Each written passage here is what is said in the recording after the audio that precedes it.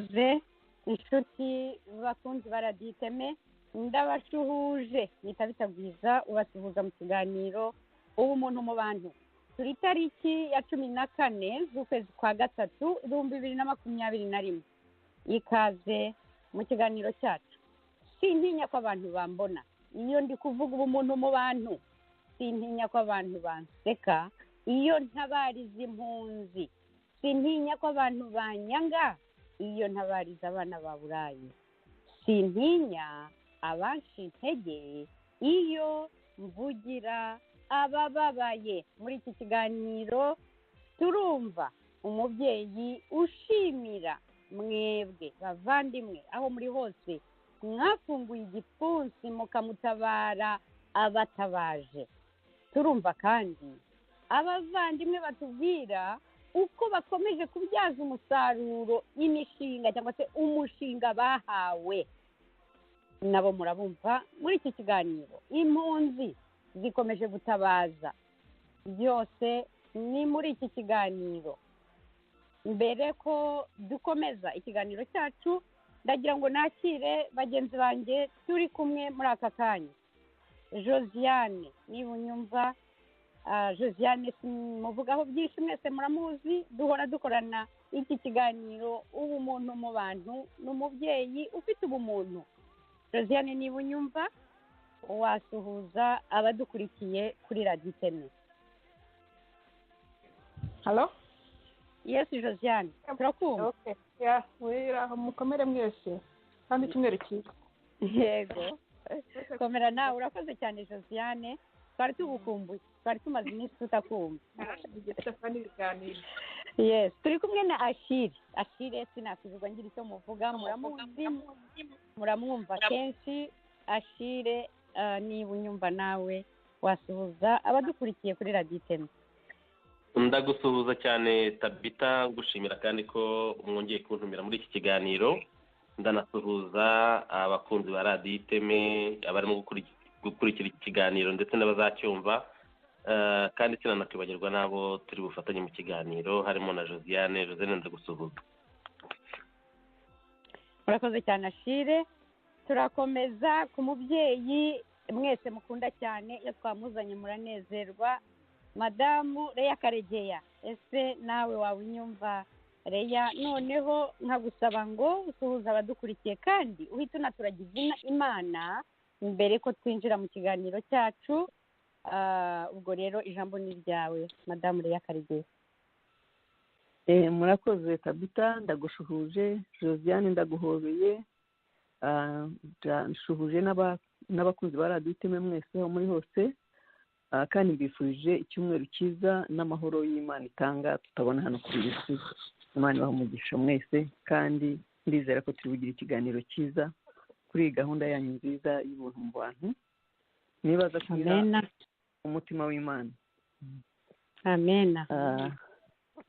Reka rero nyine ntatinze twiragize Imana ndaza no kubaha ijambo rigufi wenda turajya mu kiganiro hagati kubera iki gikorwa cy'indashyikirwa cy'ubumuntu mu bantu. Reka rero twiragize Imana. Uwiteka Mana ya Abrahamu, Isaac na Yakobo tuzi imbere yawe muri aka kanya keza wongeye kuduha kugira ngo tuganire ku bwiza bwawe kuko abantu dufite ubuntu ariko ubuntu niwe wabanje Mana kuko waratwitangiye kugira ngo tubeho kugira ngo tubeshweho n'ubuntu bwawe. Tuzi imbere yawe rero turakwiragije aka kanya keza ngo ubuntu bwawe bumanukire kuri uyu murongo wa radio tuvugiraho uduhe ubwenge buguturutseho ubwenge bw'isi turabuzi tuzaho bugarukira ariko ubwawe Mana nta nubwo twabusobanura. Turakwinginga rero nguze ubane natwe uri kumwe ukabera tuyobore imbabazi zawe n'ubushobozi bwawe n'ubuhangange bwawe tubone muri aka kanya tuganiriza duhumuriza imitima y'abarushye n'abaremerewe kuko waratubwiye mu ijambo ryawe ngo abarushye n'abaremerewe bagusange ubaruhure. Ni wowe uruhura nyakuruhura, ni wowe womora abakomeretse, ni wowe ukiza abarwayi, ni wowe ufite ubushobozi kuri buri kintu cyose Mana nta kibera hano ku isi ubutazi. Twishimiye rero ko tuje kubana nawe kuko waradusezeranije ngo aho babiri cyangwa batatu bateraniye hamwe ngo uri kumwe nabo. Ntabwo dushidikanya ko turi kumwe nawe. turakoze rero kunyumva pe kimwe n'icyubahiro twongeye kwisuzamurira no mu izina rya Yesu nsenze kandi nizeye nagira ngo Diane niba ufite ibibazo Diane afite Bibiliya y'Ikinyarwanda yamfasha ugasoma ijambo rigufi riri muri Matayo 25 kuva ku murongo wa 34 kugera ku wa 40 40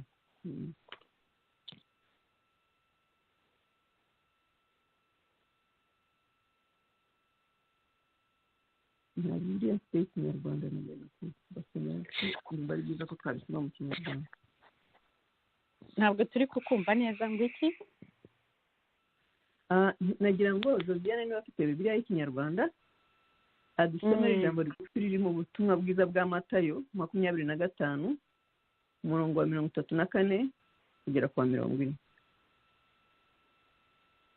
gusa mu Kinyarwanda kwanjye se ko biri atari byo kwizerwa cyane ba ngo Matayo 25 igice umurongo wa 34 kugera ku wa 40.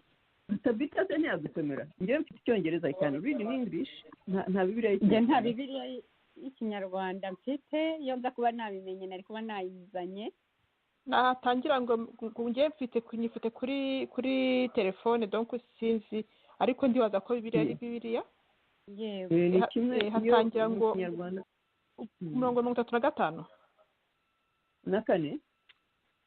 na kane ngo nuko rero umwami azabwire abari iburyo bwe ati nimuze abahawe umugisha na data muhabwe ingoma mwateguriwe kuva isi ikiremwa kuko nashonje mukamfungurira nagize inyota mu cyo kunywa naje ndi umugenzi murancumbikira nari nambaye ubusa muranyambika nari ndwaye muransura nari imbohe muza kundeba nuko intungane zizamusubiza ziti Nyagasani twakubonye ryari ushonje maze turagufungurira ufite inyota tuguha icyo unywa uri umugenzi turagucumbikira wambaye ubusa turakwambika urwaye cyangwa se uri imbohe tuza kukureba nuko umwami azabasubiza ati ndababwira ukuri ibyo mwagiriye umwe muri abo bavandimwe banjye baciye bugufi njye mwabaga mubigiriye komeze hanyuma nubwo bakira aho ngaho ko niho nashakaga aha ngaha nyine turabwirwa ijambo ry'Imana riratubwira yuko igihe kizagera umwami akazashyira iburyo mbese abakiranutse akababwira ngo nari nshonje murangaburira nari mfite inyota nari nambaye ubusa Reya wagerageza kuzamura ijwi hari ukuntu tumvikana neza cyane ubu muranyumva kurutaho yego ubu muranyumva okay yego ubwo ni sawa nkuyeho headphones ubwo wenda niyo mpamvu aha ngaha nyine ijambo nashatse ko tuganira tumaze iminsi nyine twumva amashimwe ejo naganiriye na Tabita nyine twumva ubuhamya wa mudamu twafashije ubushize ari mu marira ariko arizwa n'amarira y'ibyishimo atari amarira y'agahinda kuba rero yewe sinzi niba hari ikintu gishimisha umuntu no kumva umuntu appreciatinga ko hari icyo wamumariye nubwo cyaba ari gitoya ariko aha ngaha turabwiwe mu ijambo ry'Imana ngo umwami azaza ashyire ku ruhande abagize neza ngo ababwire atukana kuko yari ashonje n'uwari wambaye ubusa mukamwambika n'igihe mwagiriraga ati kandi muzabona ingororano yabyo nifuje nyine kuvuga iryo jambo kugira ngo n'abatwumva bumve yuko kugira neza bigira ingaruka nziza biduha n'ubwami mbese kuzabaho iteka ryose kugira ingororano yikuwe ku mwami biratubwira nyine ngo umwami azaza kandi koko turi kuri iyi si temporarily igihe kizagira tuve muri iyi si igihe kizagera uwaduhaye kubaho cyangwa uwaduhaye ubuzima azaza warakoze iki kugira ngo uhabwe iyo ngororano ariko aha aratubwira ati uwo mwagaburiye burya n'igihe mwakoreraga ntabwo ibi ngibi mukora rimwe mu byikorera kora uzi neza kubikorera umwami wawe cyangwa kubikorera ko atari wowe ubyikorera ariko ubikora kugira ngo uwaguhaye ubuzima agushimire cyangwa agushimishe nicyo numva ari ngombwa. Ni benshi bagira ubuntu bakaba batanga, ariko kuba noneho uvuga ngo si wowe ubyikorera urabikora kubera gushima uwaguhaye ubuzima, numva ari ikintu gikomeye cyane. nagira ngo rero basubizemo imbaraga mbabwire ngo ntabwo mukorera ubusa, Imana irabizi. Mu byahishuwe niho bavuga ngo hari ibitabo bibiri buriya mu ijuru, iyo ukirijwe wandikwa mu gitabo cy'ubugingo, hakaba n'ikindi gitabo cyanditsemo imirimo myiza, kandi tuzahembwa dukurikije imirimo twakoze. nka kwa kundi ujya mu ishuri ukiga, hakabaho ubona amanota yo hejuru, ubona amanota yo hagati, ariko atirisiti ukoreye ukajya uvuga uti nanjye nzabona amanota uko byagenda kose. Imana rero ibaha umugisha. Reka ntatinze gusa nyine mbinkareginge mbabwire n'abandi batwumva uko abo bantu baza badutakira bagira ngo tubafashe muri iki gikorwa. Umuntu wese akurwe ku mutima yumve yuko atikorera, ahubwo arimo gukorera ubugingo bwe, kandi ko azahinga igihe nikigera. Imana ibaha umugisha. amen amen amen. Urakoze cyane madamu Leya, utubwiye amagambo akora ku mutima cyane, ndetse mu byo numvaga nifuzaga kuvuga iryo jambo ry'Imana rirabivuze. Nanjye nifuzaga mbere y'uko twumva ubuhamya bw'uwo mubyeyi wari uvuze uti mwafashije, wohereje ubutumwa ashimira, turabwumva mu kanya. Ariko nanjye nifuzaga mbere y'uko muri studio badushyiriraho ubwo butumwa cyangwa se ayo mashimwe y'uwo mubyeyi, nagira ngo nanjye nongere kuri ayo magambo Leya uvuze ashima. Ndashima mbikuye ku mutima abantu bakomeza gufungura igipfunsi, niryo jambo dukunda gukoresha hano muri iki kiganiro cyacu cy'umuntu mu bantu. Abantu bafungura igipfunsi bagakuramo rya dolari rimwe cyangwa menshi, bakagaburira ubabaye, bakambika umwana wambaye ubusa, bagatabara ushonje. Iryo jambo utubwiye madamu Leya ni ijambo rikomeye, ko iyo wambitse uwambaye ubusa, iyo ugaburiye ushonje, iyo ushubije umwana mu ishuri, iyo ugaburiye umuryango ushonje, ujye umenya ko ari umwami Yesu, ari Imana ubukorera, kandi izabiguhendera. Bavandimwe, mwafunguye igipfunsi. Mu minsi ishize twakoze ikiganiro, umubyeyi yohereza ubutumwa atabaza. Ni ukuri ndashimira abamutabaye, uko mwaba mungana kose, yaravuyemo cyose, ndabamenyesha ko byamukoze ku mutima ntarondogoye. Reka tubanze twumve ubwo buhamya bwe, ayo mashimwe ye, hanyuma ubwo turakomeza. Muri studio niba munyumva, mwadushyiriraho ubwo butumwa bw'uwo mubyeyi. Murakoze. Muraho neza, ni Konsole ugarutse, ariko ngarukanye ibyishimo n'akanyamuneza noneho, kuko ubushize naje nsaba ubufasha mbabaye pe, ariko ubu ngubu ngaruwe no gushimira. Mbere ya byose mbanje gushimira abantu bafite ubumuntu, nongera gushimira Tabitana bagenzi bawe ku gikorwa cy'ubumuntu, muba mwemeye mukadutabariza, bakadutabara. By'umwihariko shimiye Leya Karegeya. Leya, ndagushimiye aho uri ubyumve, n'Imana yo mu ijuru ibyumve, mwese kandi mbashimira bivuye mu ndiba y'umutima wanjye. Shimiye umuntu wese wakoze ku mufuka we kugira ngo agire icyo afasha. Mwarakoze, mwagize neza, kapitali ndayibonye, ntabwo nshidikanya nta mwana wanjye uzongera kurara inzara, nta n'ibindi bibazo birebire nzongera kugira. Ikibazo nagisigaye kizangora ni ikibazo cya minerivare, ariko nayo Imana yampaye sinye yuko bishoboka, kuko kuba inkuriye inzara mu rugo na minerivare abana baziga. Ndabashimiye mbikuye ku mutima pe, ndabashimiye Imana ibyumve. Nabuze uko mbivuga, nabuze uko mbikora. Buri muntu wese ukoze mu mufuka akarambura akaboko ke kugira ngo agire icyo amfasha, Imana imukubire karindwi, kandi nk'uko mwashubije ibyifuzo byanjye nari maranye igihe. Imana yo mu ijuru, buri muntu wese, nzi ko ntawe udafite ibyifuzo muri mwese, Imana ibugende mu byifuzo byanyu bikemure.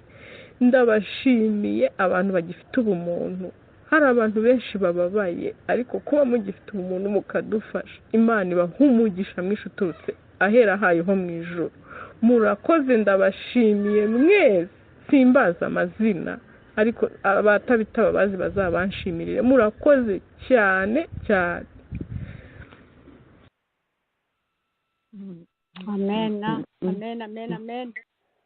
Kubona icyo umuntu yakongera kuri aya mashimwe y'uyu mubyeyi biragoye, ariko nanjye ndashimira umuntu wese ufite ubumuntu, ukora mu mufuka, wumva umuntu uwo ari we wese. Umubyeyi nk'uyu ufite abana 5 yarasabye, yaratabaje ati abana banjye barashonje, akavuga n'ibibazo yaciyemo, ukuntu bamwiciye umugabo, ukuntu bamugurishirije ibintu bye, bagateza cyamunara inzu ye.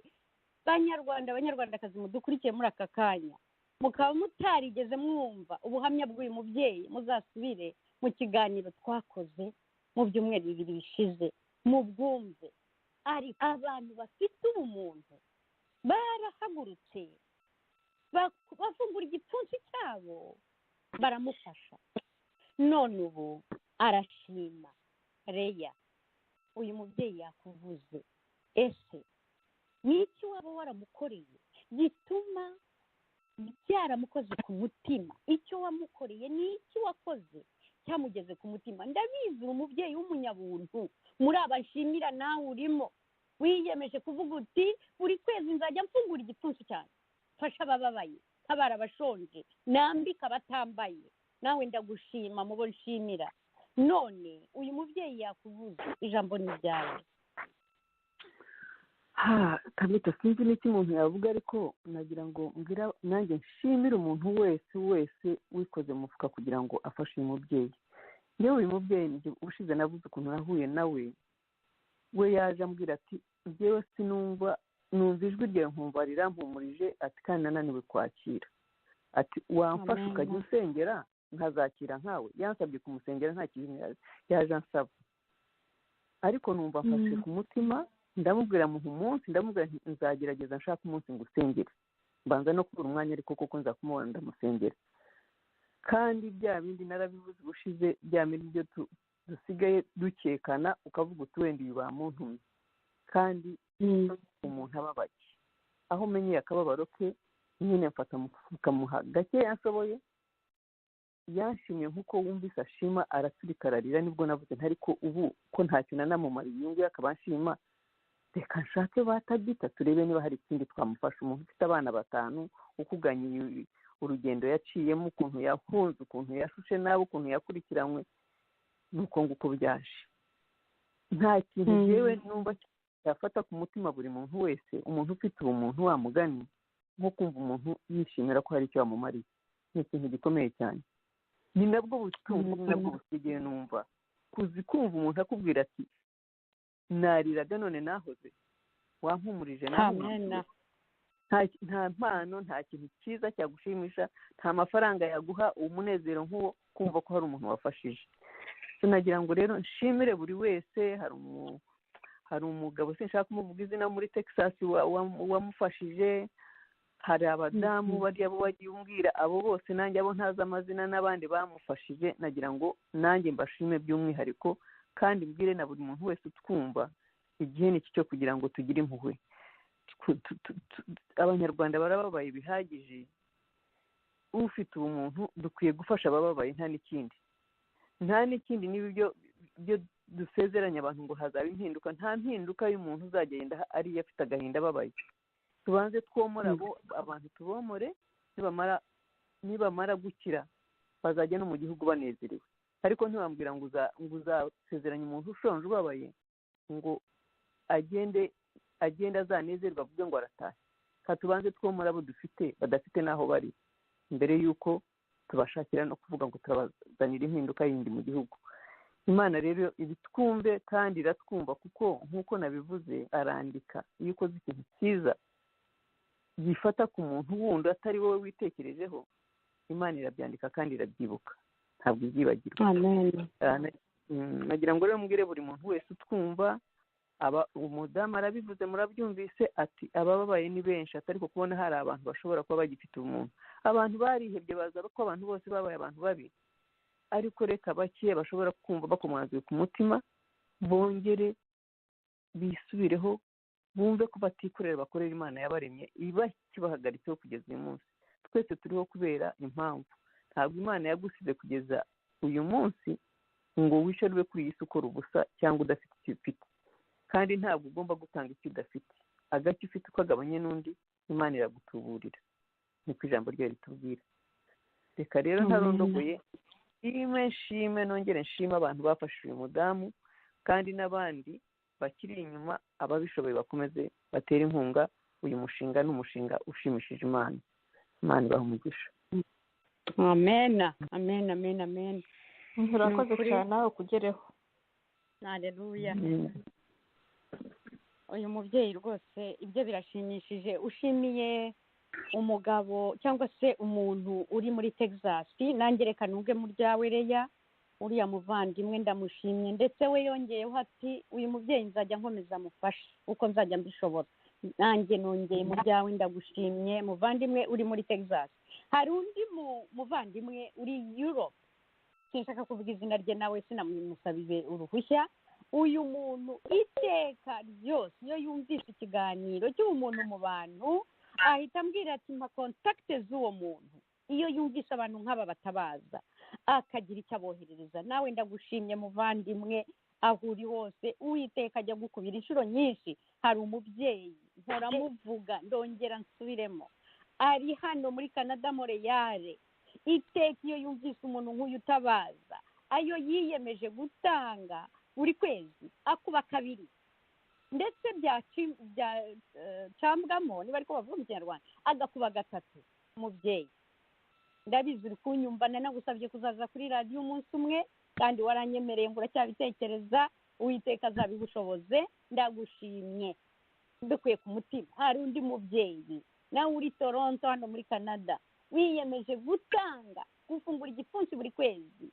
Uko yumvise ikiganiro, nta nubwo bisaba ko yumva n'ikiganiro, yaravuze ati narabyiyemeje, ati iki gikorwa cyavuye ku Mana, uyu mushinga wavuye ku Mana. Ati umuntu wese ufite umutima wo gufasha abababaye, ati nanjye ntabwo nabura muri icyo gikorwa. Muvandimwe ndagushimye nawe. Hari n'abandi, hari n'undi muntu uri muri Quebec wavuze ati niyemeje gutanga otan buri kwezi, ati reka mbe nguhaye ay'amezi 6.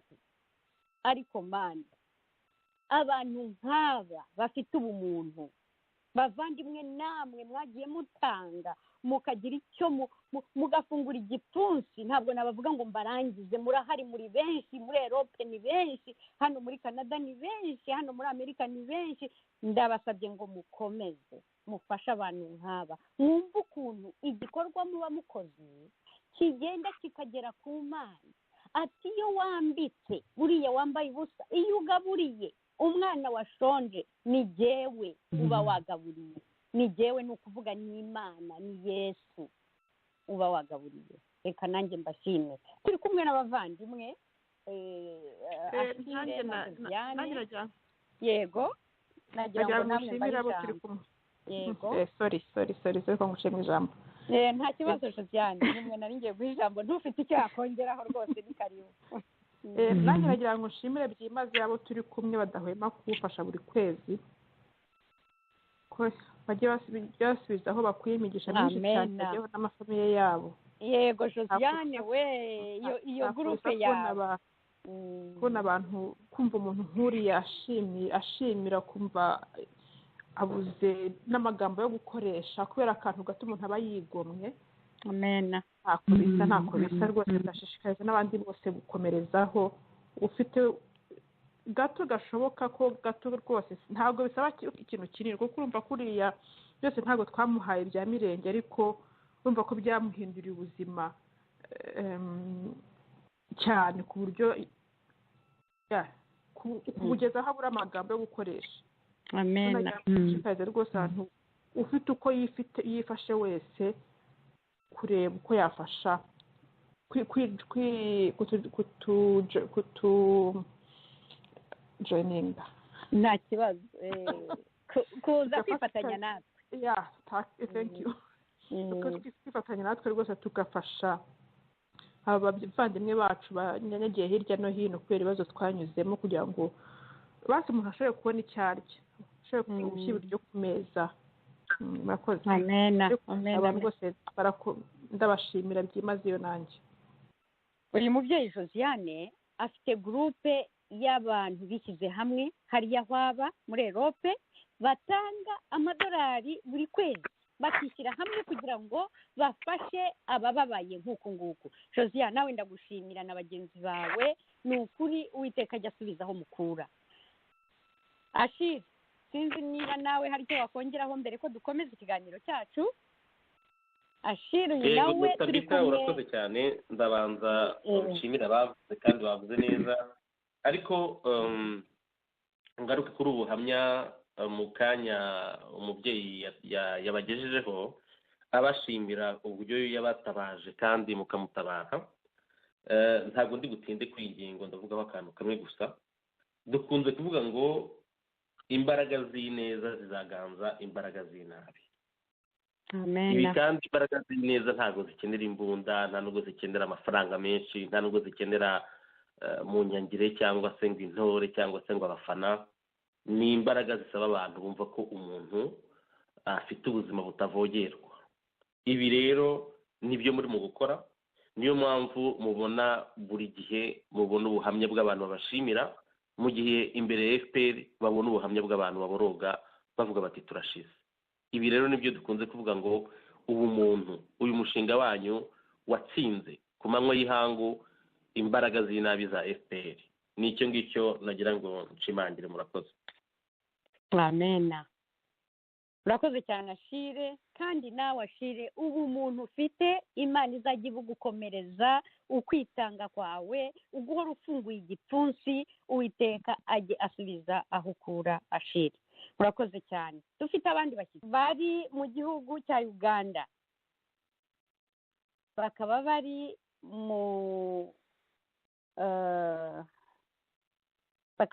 Inakival mu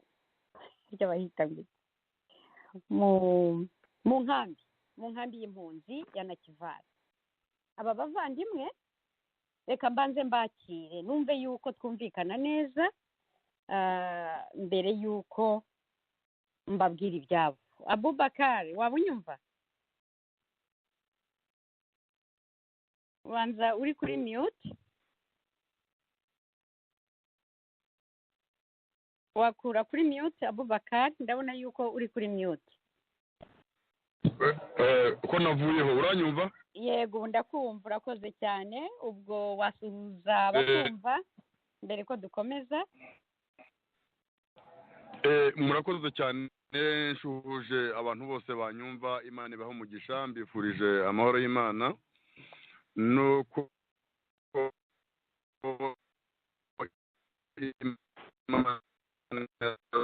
dusubiza mu gihugu cyacu. Imana ibaho umugisha. Reka tuye Bugande, ntabwo tugomba kugenda amategeko anyuranyije n'inkambi turimo. Babuza abantu kugenda kuva saa 2 z'ijoro. Dufite connection mbi cyane. Moya ni minota 30. Birimo birajya bicika. Ntabwo uri kunyumva? Yego, ubu ni sawa. Yego. Nagira ngo mbashimire ku bw'ikiganiro, nsuhuze n'abanyumva, mbifuriza amahoro y'Imana, no kugira ngo dufatanyirize hamwe gusaba Imana duhe imbaraga, natwe dushyizeho imbaraga zacu kugira ngo dufashe gusubira iwacu. Amena. Nakoze cyane. Abuba ari kumwe n'undi mubyeyi witwa Sara, niba ari hafi nawe yasuhuza abadukurikiye. Abuba. Halo. Yego Sara, karibu kuri Radio Iteme. Ndasuhuza. Uraho neza Tabita? Raho. Ndasuhuza n'abandi. ndasuhuza abatwumva bose, ndasuhuza abavandimwe bari muri studio, ndasuhuza n'abandi bose bumva, cyane cyane nshimira abantu bitanga kugira ngo bibuke ubuzima bw'impunzi ko ari ubuzima bugoye. Nkaba nashima cyane uriya mubyeyi, kuko burya gushima nayo ni umugisha kandi ni impano ikomeye cyane. Imana ikomeze imufashe kandi n'abamufashe nabibongere, kuko nta neza ipfa ubusa. amena amen amen amen. murakoze cyane bavandimwe rero, banyarwanda banyarwandakazi badukurikiye. Aba bavandimwe bari mu nkambi y'impunzi na Kivara, twaraganiriye cyane ndetse mu bihe bishize. Abubakar niwe twatangiranye kuva natangira uyu mushinga. Abuba niwe muntu wa mbere twaganiriye, abwira abanyarwanda inzira y'umusaraba yaciyemo kuva mu Rwanda kugera Kongo, kuva Kongo ajya Afurika, Central Africa, arazenguruka. Hanyuma aza no kumpuza n'uyu mubyeyi Sara muri uko gushinga uyu mushinga w'ubumuntu. Aba bantu nibo twatangiranye dushinga umushinga twabahaye, uwo bahisemo w'ubudozi. Mu kanya baratubwira ibyawo. Ese uwo mushinga ugeze hehe? Ariko tutarageraho. Hagati aho uyu muvandimwe Abubakar yagize ibyago, arafungwa, ajya muri prison. Ndabeshya Bubu? Nibyo rwose. Ariko abadukurikiye wababwira uko byakugendekeye? Ni iki cyabaye kugira ngo ujye muri prison? Ijambo ni ryawe Abubakar. Murakoze cyane. Icyabaye nta kindi ni ya matiku y'abanyarwanda kwita ikitari cyo. Urumva rero ba bantu tutavuga rumwe babonye nta ku murongo umwe, nabo banyita ko nkorana na leta ya Kigali ngo njya mu Rwanda, kandi meruka mu Rwanda ku itariki 11 z'ukwezi kwa gatanu 2000. Ubu rero banteranya na leta iducumbikiye yuko njya mu Rwanda uko nishakiye, ko nkorana na leta ya Kigali. Ariko leta ya hano ni ababyeyi barashishoza, ntabwo bahubuka, barashishoje. Connection mbana n'ubuyobozi bw'inkambi neza. Uranyumva? Ongera ufixe neza. Uranyumva? Yego. Waruvuze uti iki gihugu aho rero leta ni umubyeyi. ni umubyeyi, ntabwo gihubuka, cyaracondoje kikura ubupererezi bwacyo, gisanga ntajya mu Rwanda, nta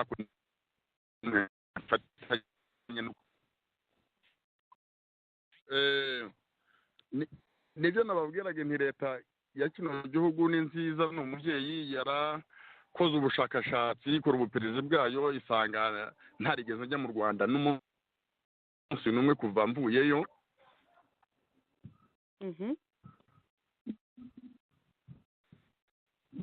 Babikurikirana mu minsi 30 barafungishije, baje gukorwa n'isoni, babonye mvuyeyo ntarakubiswe, ntarahorose cyane, bakorwa n'isoni. Ariko ubundi mu nkanya ya Kivara nyine nabo bagenda bunamye nyine kuko bandeba.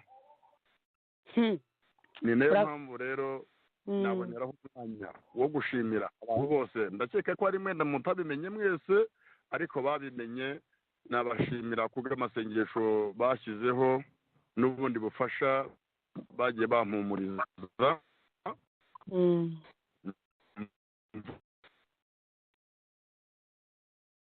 Yego. Uye muri gereza. Ariko nongera kubabwira ko ntabwo bikomera by'ubuzima, bicungira n'umutekano. Ngira no gufunzwe n'abantu bafite uwo muntu. Ubwo rero ikindi nabasabaga nagira ngo muduhe umwanya, mugire ibyo mutubaza ku byerekeranye n'umushinga, kubera yuko hano turi mu nkambi kandi dufite amategeko yo kutagenda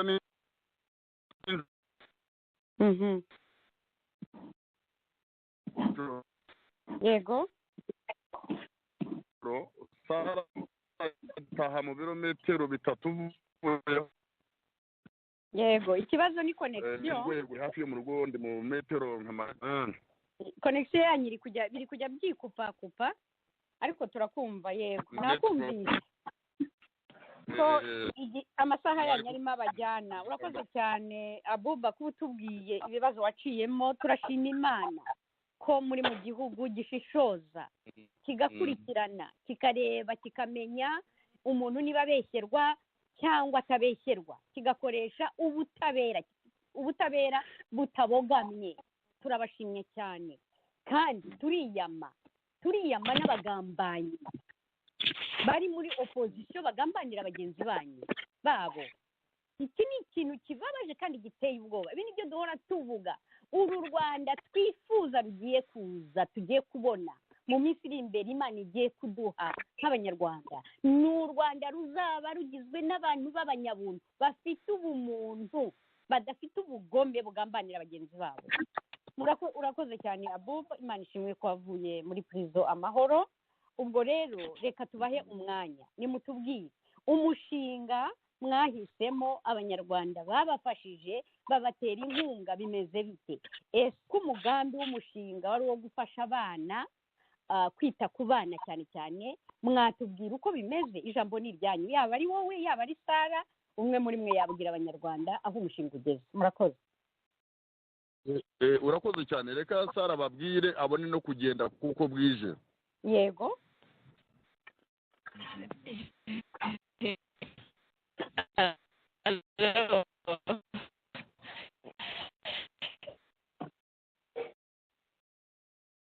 Ntabwo tukumva Sara. ngo ndabyumve kubera ndi gushima. Yego. Halo. Turakumva cyane nuko abavandimwe bitanze kugira ngo umushinga twabahaye utangire. Ni ukuri sinabona uko mbivuga kubera ko iyo urebye ubuzima bwa hano mu nkambi, ndumva naragiye mbivuga kenshi, nkavuga ni kweri umuntu uri hariya akicara agatekereza ku mpunzi, Imana ijya imuha umugisha.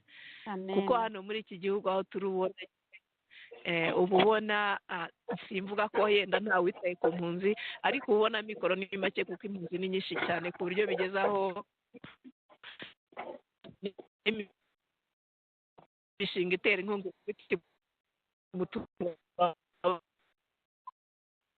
byongeye byacitse. tujya tuvuga abanyarwanda barikunda. Yego, turakumva, komeza. Twajyaga dushyira muri rusange abanyarwanda barikunda, abanyarwanda ariko mu by'ukuri nasanze burya ikintu kibi hari ubwo kiba kibi cyane kigahisha n'ibyiza, ariko mpamya ko abanyarwanda beza ari bo benshi kandi ni ukuri abavandimwe batekereza impunzi, Imana ijya ibaha umugisha. kuko nahoze mbivuga nta neza ipfusa, umushinga twari twabahaye wa teriye yo kudoda ubu ngubu urimo uragenda, warangije gutangira urimo uragenda neza, uracyari mu ntangiriro niko nabivuga, turacyamenyerana n'abakiriya ariko uragenda neza. Twakunda nk'amasezerano hagati y'abanyamuryango n'abakora mu mushinga, dufitemo abakozi 2 badoda, dufitemo n'imashini 2 zidoda n'indi yo kuboha imipira, ariko yo ntiratangira gukora kubera ko umukozi wo kuyikoresha abazi kuzikoresha hariho ubwo usanga baba bafite ibyabo baba binyujisha hirya no hino. Turacyashakisha uburyo tuzawukoresha tumaze no kubona demande y'imipira. Ubwo rero twashoboye n'ibindi bikoresho. Ubu ngubu aho tugeze aha ngaha twashoboye gufasha abana bakeya batangiye primaire, kuko muri iki gihe cya corona ko bari barafunze bafungurira abafinaliste gusa bo muri secondaire no muri primaire, ariko ubu noneho bafunguriye n'imyaka 2 banziriza abarangiza. Ubwo rero twahuye n'ingorane kuko asanzwe abana benshi batagifite uburyo bwo gusubira ku ishuri, ibitabo nabyo, uniforme nayo, amashiringi ya school fees ntayo, ugasanga bamwe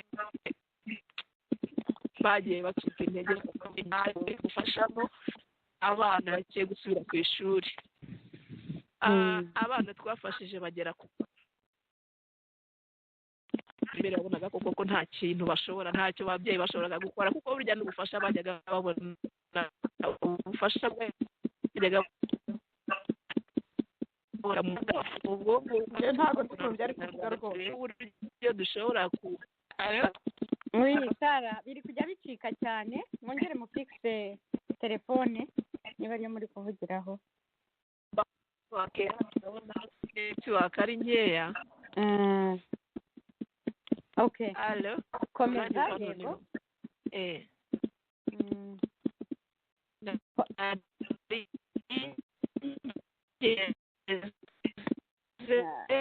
n'ubu rwose ntabwo turi kukumva.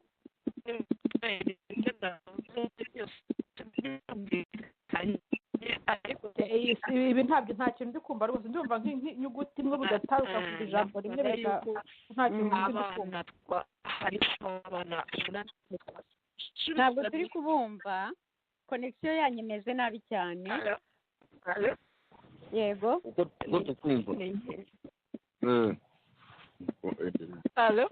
yego komeza. Yego urumva none? Yego turakumva. Nari ndimo mvuga ko twashoboye gusubiza abana ku ishuri, abana 8 twashoboye gusubiza ku ishuri na school fees na uniforme n'ibitabo bishobora materiel scolaire. Ubwo ngubwo tukaba turimo tugerageza uburyo wenda twakongera kuko twari tugikeneye imbaraga muri uriya mushinga. Nakongera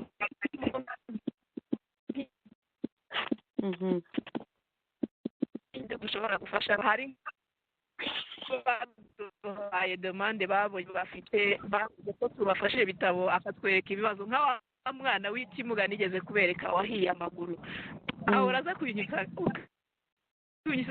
ko ibye gukorana ni assistance médicale ye akeneye kugira gukorana ni chirurgie ni ibintu bisaba umwanya. Ubwo yari arimo ambwira ati ubu nzajya muri sine ni nasinda buriya nzajya muri sine nkambwira turamutera courage n'abandi bavandimwe tuzajyayo wowe wizere gusa Imana izabikora. Ubwo ngubwo mbese ikintu ubona wenda kizajya kitugora ni zindi nko kwivuza kuko ino kuvuza abana ntabwo bishoboka byitwa ko ari gratuit ariko mu by'ukuri nta miti hari mu nkambi imfashanyo zarahagaze cyane ariko malgré tout bagerageza kandi turashaka kuko ibyo mwadufashije nibyo byabaye intango kandi mu by'ukuri ndahamya yuko bizagenda neza hariho relief zimwe na zimwe tuzakorera abantu. Urakoze cyane Sara.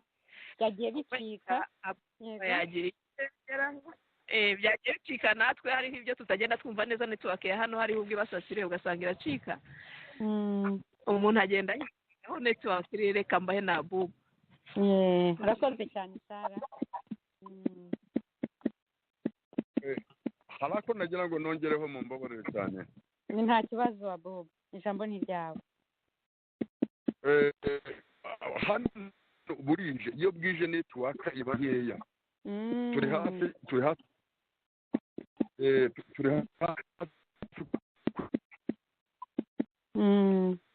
niyo mpamvu nari nabasabye yuko duheraho mukatubaza tukagira ibyo tuvuga noneho mugakomezanya n'abandi twebwe tukava muri network. Mwarakoze cyane ku nkunga y'uyu mushinga y'ubudozi twatangiye hano mu nkambi ya Kivara. Muzi ko habayemo ingorabahizi yo kugira ngo uwo mushinga utangire yahubiranyemo n'ubwoba kubera ko nari imaze gufatwa ndafungwa. Abantu bose twavuganaga abantu bose twari turi muri system imwe bagira ubwoba biyumvisha ko na bose bazafungwa. Noneho umushinga utangira nabi ariko mva muri gereza umushinga uradekora buna nta kibazo urakora. Ariko ikibazo dufite nongere nsabe aba baterankunga bacu abantu badufashije wenda ibindi tuzabyikorera ariko ikintu tudashobora gukora kano kanya ni imashini isirisira ikora sirifiraje ni imashini imwe y'amaguru gusa. Mbega dukeneye imashini ebyiri gusa ibindi muzabe tubaza nyuma ariko ibyo ngibyo mubidukoreye twazajya tugenda natwe tuyabuta buhoro buhoro n'abagasitoma tugenda tubabona. Dufite ikibazo cy'uko hano mu nkambi cyane cyane nyinshi zo muri Uganda umutwaro w'umurwa ngo ni 1019 ni 12 purito 12 by'amashiringi y'amagande bamuha ukwezi kumwe umuntu umwe ukabigura amakara bigutunga mu kwezi ibyo bihumbi by'amashiringi y'amagande iyo ugiye kwitegereza usanga ari ni $1 rimwe hari turabavuze noneho okay Halo? yego ngo ntabwo numvise neza ngo ibyo bihumbi 12 wari uvuze by'amashiringi ntabwo mbyumvise niyo impunzi zihabwa ku kwezi zigomba kurya ku kwezi bityo rero bigatuma nta bagasitoma tubona kubera impamvu y'inzara no kugira ngo tubone uko twafasha abana bacu muri izo mpamvu z'inzara bikaba ari ingorane ariko kugira ngo bitworohere neza nongere mbishimangire nabasabaga neza mu bwitange bwanyu mu mutimanama wanyu mu mutima w'umuntu yuko mwadufasha tukabona ziriya mashini imashini yo gusirifira n'indi y'amaguru gusa noneho tukajya bitworohera kugira ngo niba twajya gusirifiza ahandi hantu tukabaha amashiringi tubyikorere muri atoriye yacu dukeneye izo mashini ebyiri mukora ubwitange nk'uko mwadufashije imana ikomeze ibafashe imana ibahe umugisha yego tubone izo nako twaye nka rero mwajya munatuzirikana nyine no ku mpamvu z'umutekano tukarekwa no gufungwa by'amaherere kubera impamvu z'amagambo y'abantu icyo kibazo nacyo mukakigaratuza mukamva ko bikenewe abana batagomba gufungirwa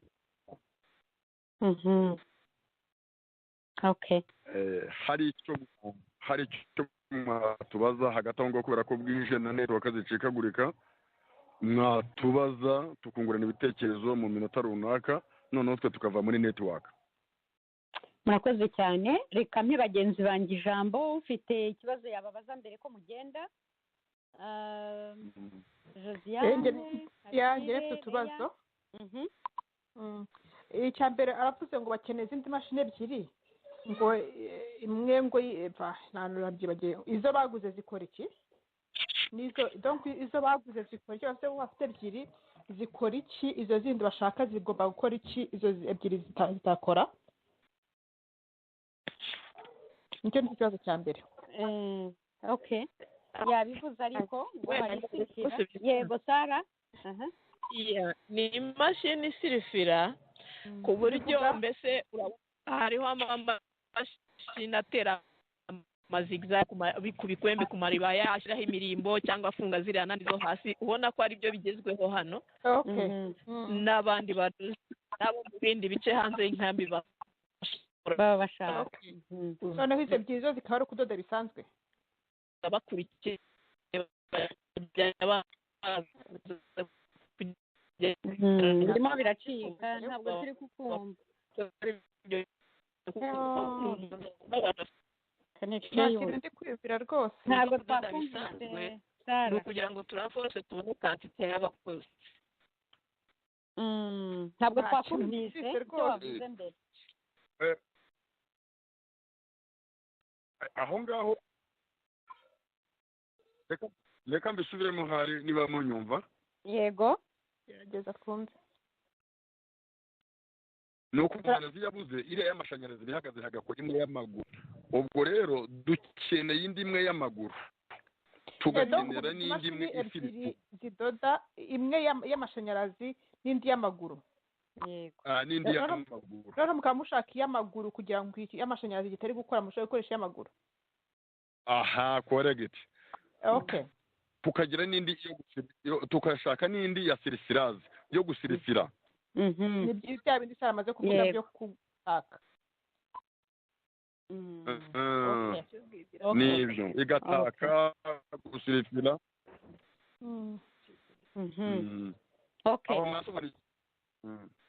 zigura gute reka ibyo tuzabibaze hanze y'ikiganiro icyakora muganiya noneho ikindi kibazo gifite ni donc niba mu kudoda muzana n'abantu baza kudodesha muradoda mukagurisha mubigenza mute? urwego rwo kudoda ngo tugurisha ntabwo turaruri Okay. kubera bwo tudutangira umushinga tudoda ibintu abantu atore yacu ntabwo turashyiramo ibitambaro. Okay. ahubwo tudoda ibintu abantu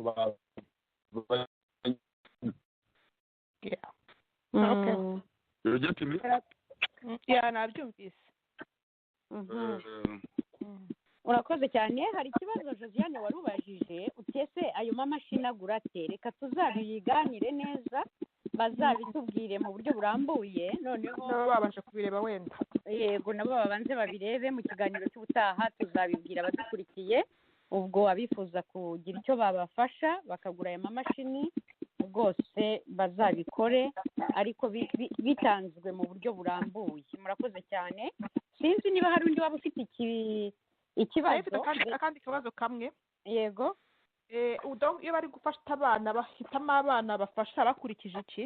bashobora kuba yabivuzeho muri bimwe byacikagurika gakora mbese hari ahantu ajya kubivuga ariko ko ntacyo numvise ndagira ngo numve. donc uko iyo bagiye guhitamo abana bafasha uko icyo bahera kiriteri bakoresha baheraho.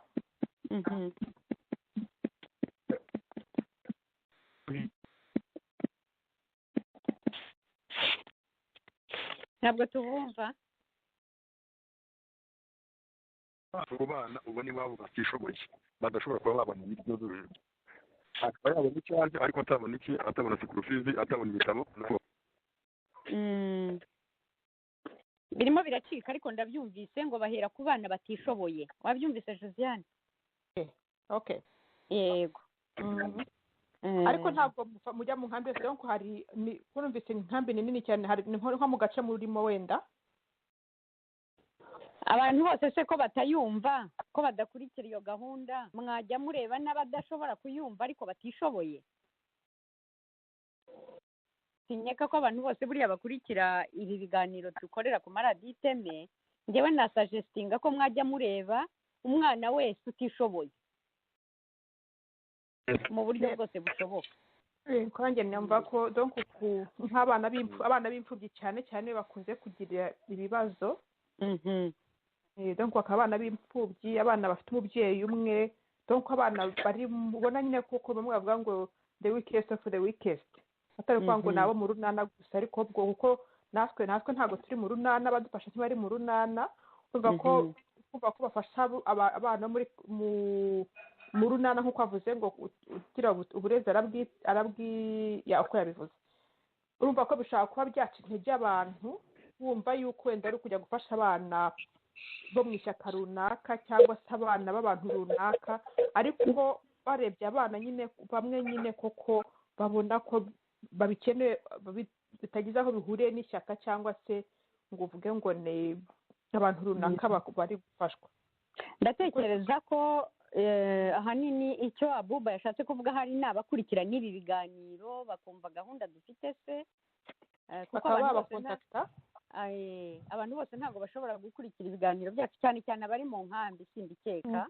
njyewe nasaze ko bajya bareba abakeneye ubufasha abo ari bo bose, n'utazi iby'iyi gahunda nta kibazo ariko akeneye ubufasha. donc niba ari nk'abana kenshi nk'abarimu, umwarimu niba afite abarimu b'abanyarwanda niba ashaka kumenya mu bana bari aho ku ishuri abana babona koko babikeneye the most, cyangwa se ariko hatari kuvuga ngo abakurikira ibiganiro cyangwa se abagize, donc abana mukareba kuko burya umwana ushonje akenshi uramubona, umwana ufite ibibazo umurebye uramubona. yego nibyo rwose. murakoze cyane. bansubije ibyo nafite.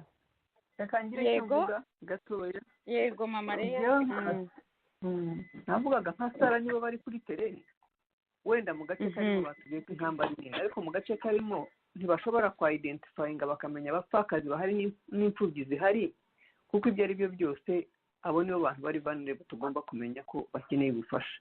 kandi urumva byaborohera nibo bahatuye nibo babona baza no kudodesha iyo myenda n'abatabishoboye bakamenya abapfakazi ni bangahe mufite ingwa 5 zirimo z'abapfakazi mufite ingwa 2 none icyo gihe bizaba icyerekezo tumenye abana ni bangahe bakeneye ubufasha abapfakazi bahari ni bangahe ni inama bagiraga ngo bumve ukuntu bamenya noneho bamenya bababaye koko mbese batanga icyerekezo ukuntu umuntu asaba ubufasha yego igitekerezo cyane rwose nizere ko batwumva muracyadukurikiye Abubakar nicyo kibazo baratwumviye mwumvise igitekerezo Leya Karegeya yatanze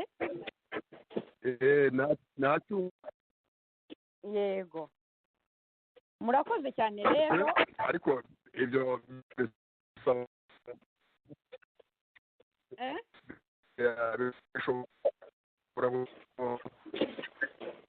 connection yanyu imeze nabi cyane hari akantu gato nagira ngo mvugeho yego hari akantu gato nagira ngo mvugeho turakumva ndi kukumva inkambi nini cyane ifite amayiro n'amayiro kugira ngo rero tuzanyuranyemo dushaka imfubyi n'abapfakazi bizadutwara igihe ariko tuzagerageza kubikora kuko tugiye dufitemo utuntu tw'udukomite twagiye dushyiraho tumba kureberera abo bana cyane cyane b'imfubyi binanira kwiga kubera impamvu z'amakayi kubera impamvu za sikurufizi cyangwa se inifomu zacitse yego nibyo rwose murakoze cyane nizere ko Josiane ibibazo byawe bishubijwe yego nasubijwe n'ibindi bari banabivuzeho nubwo byagiye bicika ariko bari basubije yego murakoze cyane sinzi niba hari undi waba ufite ikibazo gusa dufite ikibazo cya connection ubwo rero twakomeza Ashir nizere ko ntakuniganya ijambo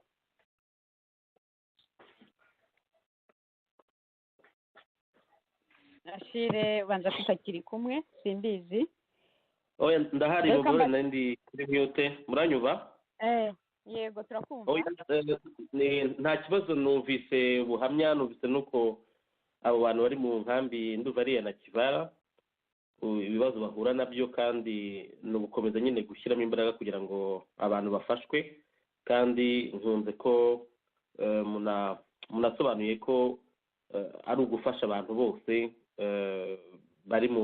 bari muri situation yo gufashwa nta kugendera kuri criteria ngo zaho babarizwe cyangwa iki cyane cyane nk'iyo bireba n'abana n'abari n'abategarugori ndumva ari ibyo ngibyo nakongeraho ikiganiro kirimo kugenda neza murakoze cyane Ashire ubwo rero bavandimwe bari Uganda turabashimiye cyane turabashimiye ko ubufasha abanyarwanda bafunguye igipfunsi barabafasha ntabwo mwabatengushye ntabwo mudutengushye twese umuntu wese uzumva iki kiganiro waba yarateye inkunga uyu mushinga wanyu bizamushimisha cyane kumva ko atafunguriye igipfunsi ubusa ndabashimiye ndabasabye ngo uwo mushinga ukomeze muwuteze imbere cyane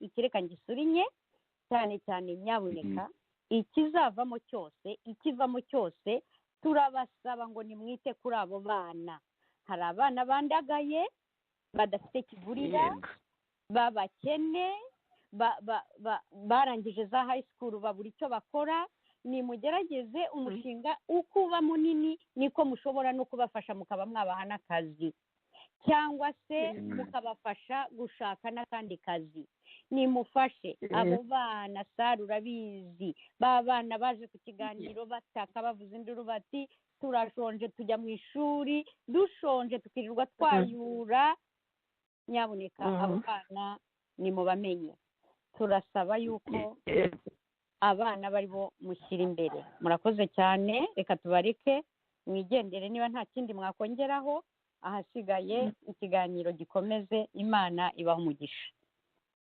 amen murakoze cyane namwe murakoze banyarwanda abanyarwandakazi mukomeje kutwumva mukomeje gukurikirana ikiganiro cyacu tubashimiye ko mukomeje kwihangana. Okay, nari ngiye kuvuga ngo bashyire kuri mute ariko ndabona bavuyemo.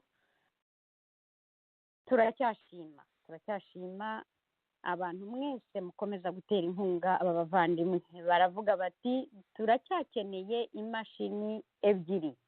Izo mashini ni amafaranga angahe, ni amashiringi angahe, tuzabibabwira mu kiganiro cy'ubutaha. Ariko icyo nshima kandi nejejwe nacyo ni uko cya gipfunsi abanyarwanda mufungura mufasha ntabwo agwa hasi, afite uburyo ari gufasha abana bababaye, ababyeyi bababaye. Turabashima cyane rero, mukomeze mufungure igipfunsi, dufashe abadutabaza. Mbere ko dukomeza muri studio nabasabaga yuko badushyiriraho uvuga ibibazo by'impunzi. Reka ne kubivuga babudushyirireho mwiyumvire namwe. Murakoze. Buhunzi ndekura ngende n'ubundi wanteye ntiteguye, urantoteza urantota, urantokoza ntiwanokora, undera nawe urandindagiza, undaza rubondo marira uburanga, nuko uheraho indagiye burende. Ese buhunzi reka nkubaze ko nduzi imyaka ibaye myinshi itekura umakato, ibyaka gatoto kari kandi kwitama nebo kagiye buhama. Buhunzi rwose ndumva ntakigushaka kuko uranshinyagurira nkashonga, uranshiya nkishisha, uranshinyagurira ishyanga ryawe riragashya gusa. Buhunzi rwose simbitinyura inzigo, ibyiza byawe nta nabyo, n'akazi kawe ni ibyondo, ingano yako ni ubusa, isari yako isumba isi. Ubwo buhunzi uzi uko wangize, wari isimbi nabaye igisimba, wari ihogoza narahogoye. Buhunzi ndekura ngende, subiraho nasusurukiye ntarisanga, aho mvumba ntibivumbure, aho mvumbukira nk'imvubu simvumwe nka ruvumwa, aho mvugira ntivovota, hamwe navukiye nkavugirizwa impundu, mu ndaro y'indera indanga, mu ndiri kandi y'urukundo. Aho niho narindi kera, nubwo byari kera cyane, bataraterura ubukezo, ubuhiri n'ububando ngo maze biruke ku bibondo. Buhunzi rwose yasa amagambo kandi rwose sinindirimbo, ndambiye rwose kuba igitambo muri iyi nkambi ndi guhomba. Ku kwezi kutarashira ngomba gushirira nshushanyishwa ry'itanu, gusaba nabigize isano, ariko kandi desi nondenganye nanjye singe niko nisanze. Buhunzi rwose cyumva umuzingo mfasha unzingure, untembereze gicanga, umpagarike mu mpinga za Bukombo, mbone mu bugu yose, bungabunge bya biti byaho, ntembereze muri Gatanda hamwe twegeraga mu gitondo, niho cyo dutembere nta Amerika zirondo, nitugera igoma dukwame maze dufate kamwe turyame. Ese buhunzi wanyumvise? Mbwira niba wanyumvise, umvane hizi imvune z'uruvange, umvume kongera kuvuka, dore ndi soka igishaka kuvumbuka. Nukuri isura nge sinyikunda, mpaye bitanu ndamutaka, ibyo ashaka mbimuha byose, nge ndarahiye ibyino birandenga. Ubundi se ninde nkunda? Ninde nkunda nga ndinde rubanda, ndinde indurandere nanjye tanderega, ntoze umwuga ndinde umwaga mpazaza ziri bizazanye. Dore umubyeyi wanjye duje amaso uzatemba amaso, igitima kikadaya cyishinje cyataza atanakoze rwose. Nge ibyino mbyanze byose, dore nakomeje ubwenge ubwema bwanjye ndabushinga, ngana ishuri ubu ndashishoza. Wenda hari buhunzi wabyumvise, ngaho ncira inzira ngende, ngaho ncira inzira nshuke, kuko guhora kwibere nshaje ibyo simbishaka. Murakoze cyane abo muri studio, murabyumva. Ni umwana usaba ati buhunzi ndekura ngende, ati buhunzi ndekura ngende, buhunzi uranshinyagurira, n'ibindi byose mwabyumvise. Ubuhunzi buraryana, abavandimwe bakomeje kumva ubuhunzi bubashinyagurira. Tuvugana n'abantu benshi b'impunzi bari mu bihugu bitandukanye, bari mu nkambi z'impunzi, bababaye, bakomeje gutabaza. Buhunzi ndekura ngende, ntitwibagirwe na bagenzi bacu bari impunzi, buba impunzi mu gihugu cyacu cy'u Rwanda. Leta y'u Rwanda, reka gukomeza kugira abanyarwanda impunzi. Mwaje mutubwira ko muje guca ubuhunzi, ariko ubuhunzi bwakomeje gufata indi ntera. Ubuhunzi ndekura ngende, murabyiyumviye. Turasaba imbabazi abadukurikiye, abakurikiye abavandimwe bacu bari muri Uganda, connection zabaye mbi. Ubutaha tuzajya turi kodinga tubicishe kuri radiyo mubyumve neza kuko haba harimo ubutumwa bwiza umuntu wese aba akeneye kumva. Mbere rero ko turi hafi no kujya ku musozo, reka ntabarize undi muryango.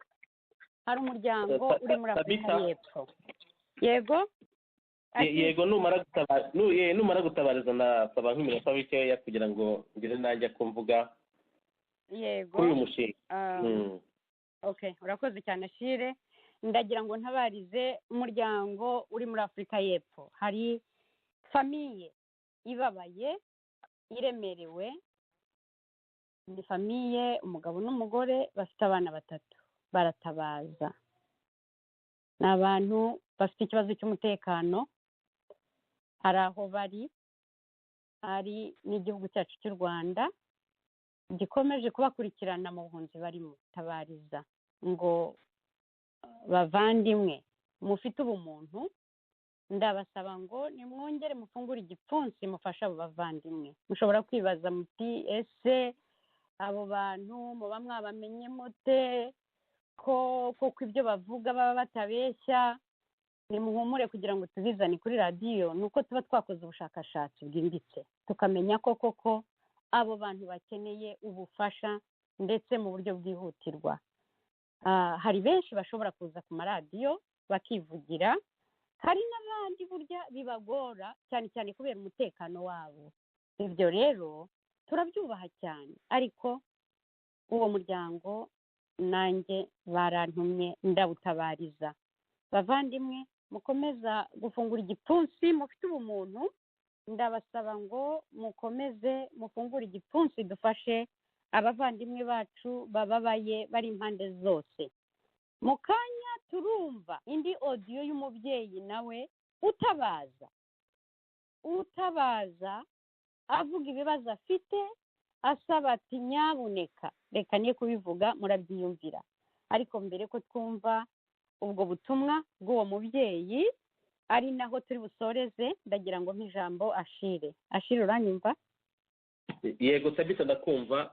Ahubwo se buriya ntitwahera kuri ubwo buhamya, noneho wenda ibyo nashaka kuvuga nkabivuga nyuma y'ubwo buhamya, cyane ko ibyo mvuga ari ukubishimangira.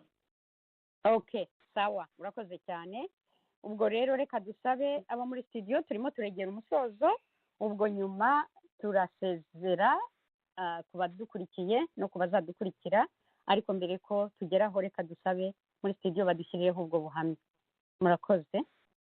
Aro Tabita, muraho na bagenzi bawe, makuru y'iminsi. Nitwa Kimana, iyo nifuzaga kubasuhuza. Nari mfite ikibazo nagira ngo mufashemo. Mbaye mu buzima bugoye kandi buruhije, ngezeho numva ko naniwe. Nabaye mu buzima mfite umugabo apfa amanzaganya, sigarana abana ndabatakarana, ndabarera. Bari bageze mu gihe nabo cyo kwishakira ubuzima bwabo, ariko biragoranye kubera nta bushobozi. Abana amashuri barayaretse, abandi nabo bajya kwishingira. Ni ukuri mu by'ukuri babyeyi, nagira ngo mugire icyo mwafasha kubera ubuzima buragoye. Ukuriha inzu ukodesha, nta kazi ugira. Ndahinga, ariko guhinga naho maze kunanirwa, kwirirwa mu mirima ugashakisha ibyo abana barya, ukariha inzu, kiriya kintu uri umugore mugabo biragoye kweri. Nagira ngo babyeyi mugire icyo mwafasha kubera ko birananiye, ngeze kweri aho numva nanjye naniwe nihebuye. Muri make nari mfite abana 4, ubu umwe yamaze kwishingira, yagiye ari kuri bonane, yagiye gutembera, ambwira ngo agiye gutembera muri bagenzi be, agiye ntiyagaruka, yagiye yishingira uko nyine kubera n'ubuzima bubi n'imibereho mibi. Ariko ikintu kindaje ishinga kimbabaje cyane nuko ubwo yagiye n'abandi nta bushobozi mfite bwo kubafatira, nabo nyine mbona ko nabo nyine ariyo nzira nabo bazacamo. ku bw'ibyo rero numvaga mwamfasha mukansayidira nanjye mukagira ikintu mwamfasha nkabasha gukora kubera ubu nta bushobozi mfite sinabona uko mbafatira nk'uwo mfite undi wari umukurikiye wiga mu mwaka w'icumi ariko kubera nta bushobozi bwo kumurihirira hari mukuru we yari arangije wa 12 nawe yari yicaye kubera nta bushobozi none nagira ngo mugire icyo mwafasha ababyeyi mukamfasha nk'ikintu nkabasha kugira utwo narangura nkakora nk'ibintu by'imyaka nkabona amafaranga yenda abo nkabafatira bakajya mu ishuri numva byanyorohera mwaba mugize neza nk'ubu nabaga mu nzu ndi 1,500 ariko kubera kuva igihe korona yatangiriye nk'ubu nyiri inzu sindamwishyura ibintu byo guhinga maze kunanirwa ni ukuri maze kuroha kwera ubushobozi ngeze aharindimuka hamwe bigoye ariko nk'ubu mbonye nk'umuntu umfasha nkabona amafaranga nkarangura utuntu tw'imboga nkabona agafirigo nkajya ncuruza agafu ibigenda abana nashobora kuvuga bakumva nkabona uko mbafatira abandi bagasubira mu ishuri ubuzima bukagenda neza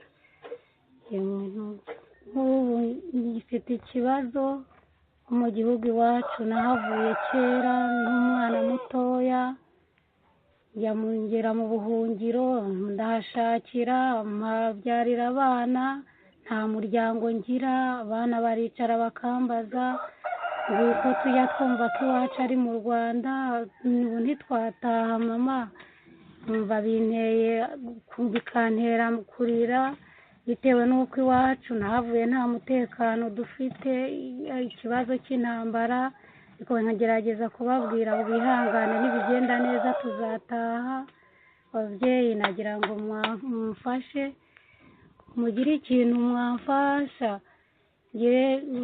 mbona uko nabasha kwigobotora mu bibazo ndimo abana mubamfatire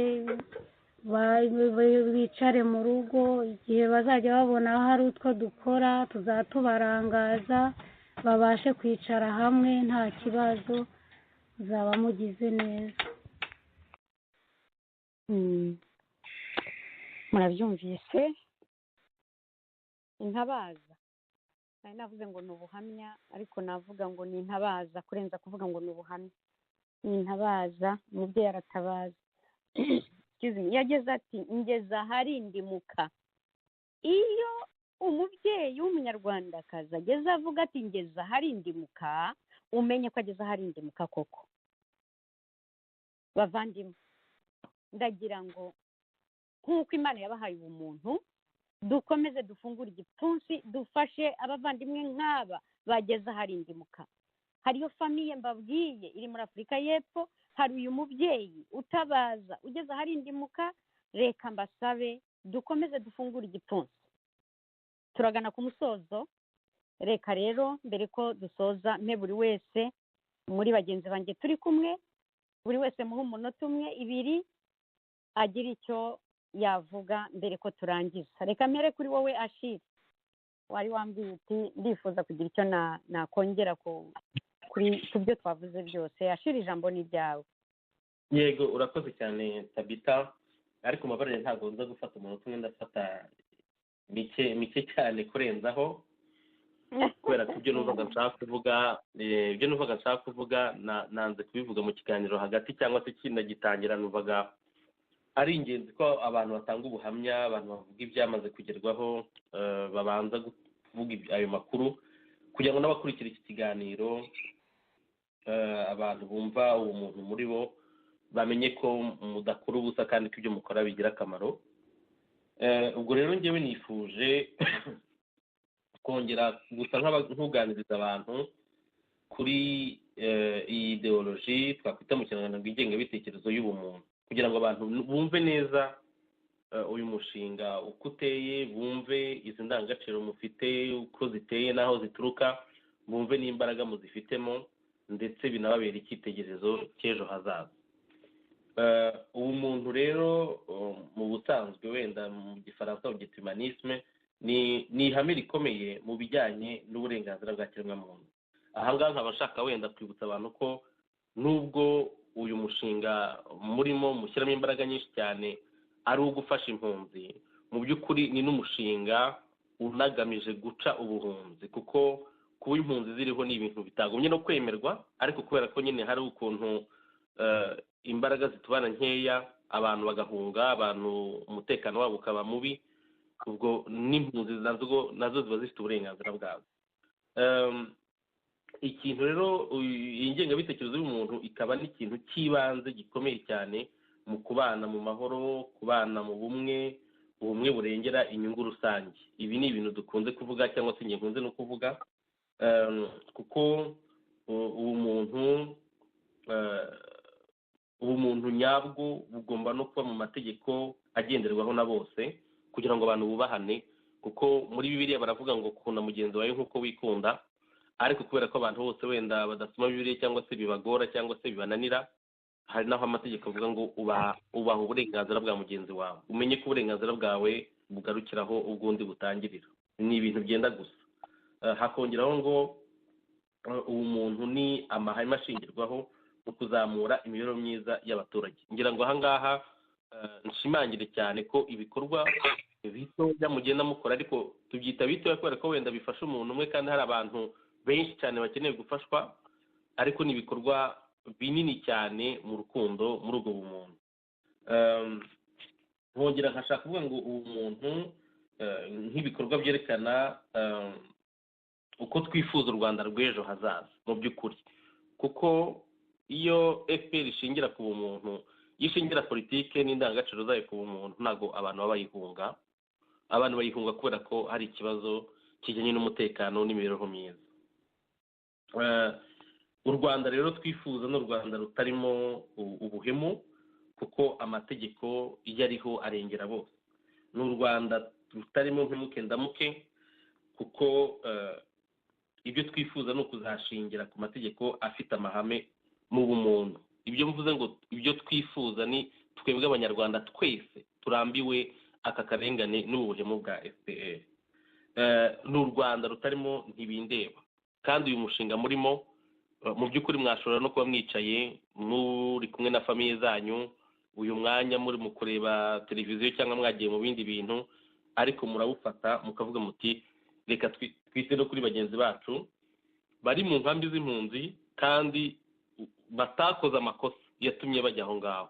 Nta kintu bakoze cyatumye bajya aho ngaho, n'ubuzima bwabiteye, kimwe n'uko natwe aho turi tutavuga ngo hari ikintu twakoze kiri special cyangwa se cyihariye cyatumye tuba hano, natwe twashobora kuba turi mu mwanya wabo. Kubitekereza rero no kubyibuka ni ukuba ntibindeba. Ni u Rwanda rutarimo mu nyengeri, kuko mu by'ukuri nk'uko hari umugani ubivuga ngo umwere uturika ibukuru ukwira hose. Impamvu mu gihugu cyacu, kuko ntabwo ntekereza ko Perezida Kagame n'abaminisitiri be aribo bajya guhemukira abaturage. Batanga amategeko, bamwe mu baturage bakajya guhemukira bagenzi babo, aribyo bya munyangiri. Ibi rero ni umwere uturika ibukuru, ariko igihe tuzashyiraho amategeko ashingiye ku bumuntu, murumva ko icyakwitwa ngo umwere uturuka ibukuru kizaba ari ubumuntu bwimakazwe ahantu hose, yaba mu bayobora yaba no mu bayoborwa.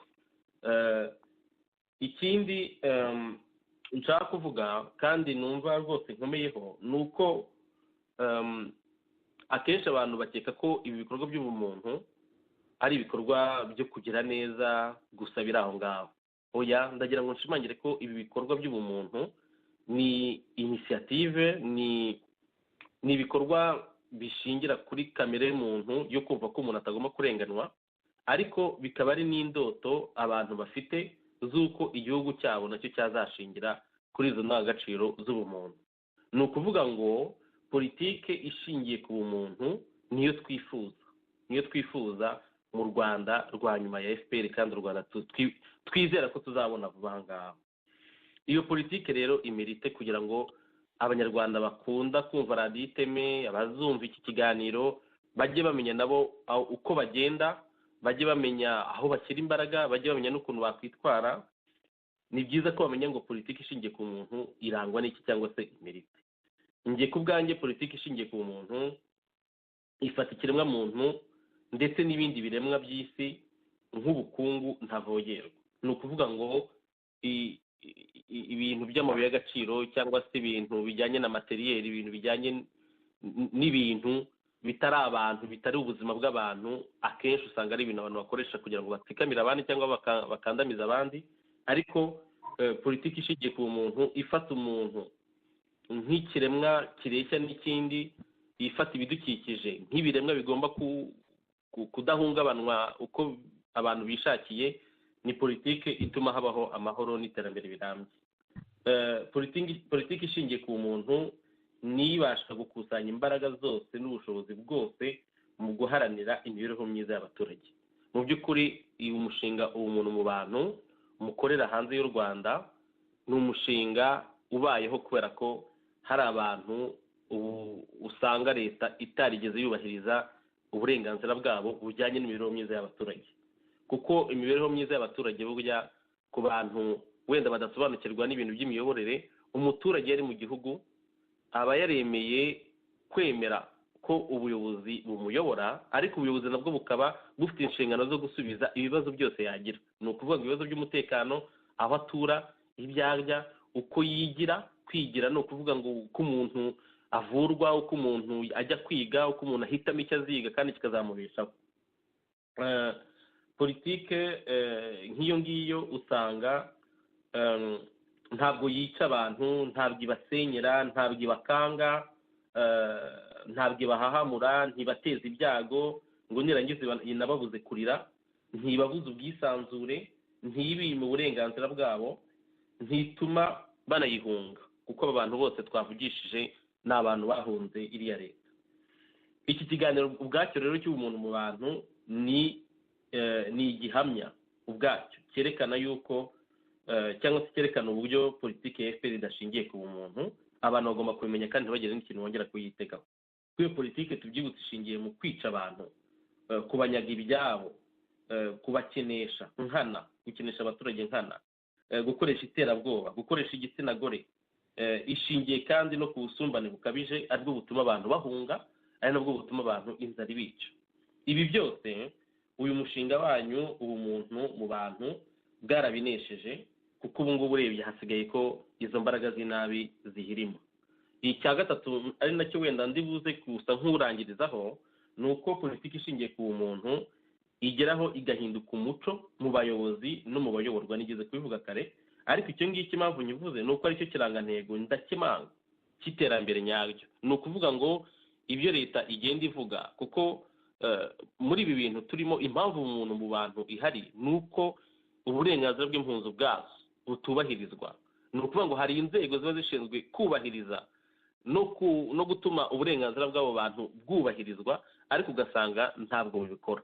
Uyu mubyeyi mu kanya uvuze ko umwana we yagize gutya akabura, ntabwo ari ibintu byumvikana. Ni ukuvuga ngo uwo mwana uburenganzira bwe ntabwo bwubahirijwe, kandi tubona n'ibindi byinshi kuri za YouTube, ku mbuga nkoranyambaga, aho abantu b'impunzi bakomeza guhohoterwa. Ibi rero nibyo bigaragaza nyine yuko uburenganzira bw'abantu buba butubahirijwe.